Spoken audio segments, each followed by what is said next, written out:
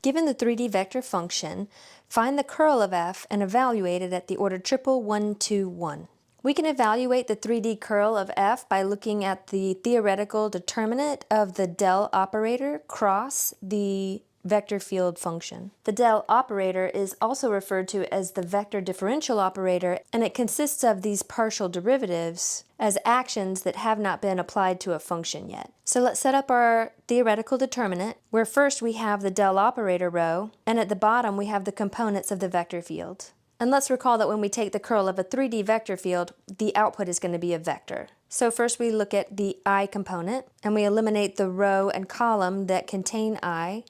So we're going to evaluate the partial of z with respect to y, and the partial of z with respect to y is just 0. And then we'll evaluate the partial of y with respect to z, which is also 0.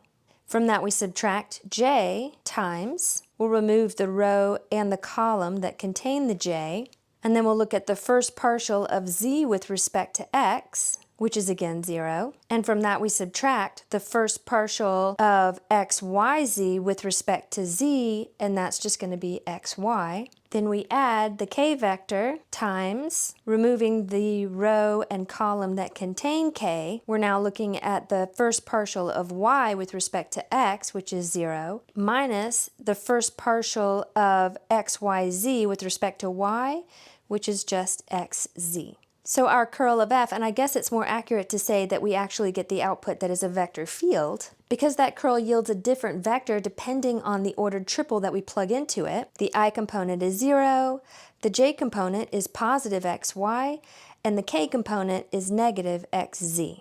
So this is the vector field that is the curl of f, but the second part of this question asks us to find the curl at the ordered triple 1, 2, 1. So we'll take the order triple 1, 2, 1 and plug it into our vector field function. So we get 0, and then x times y is going to be 1 times 2, or just 2. And then minus xz is going to be 1 times 1, so negative 1. Which basically means that if we come up to the ordered triple in 3D space at 1, 2, 1, and we draw that curl vector coming out of that point, 0 to negative 1, 0 in the direction of x, 2 in the direction of y, and negative 1 in the direction of z, we get a vector that looks something like this. And if we point our right thumb in the same direction as that vector and curl our fingers back to our right thumb, we see that the rotation at this point is curling back around in this direction, the same direction that our fingers would be folding.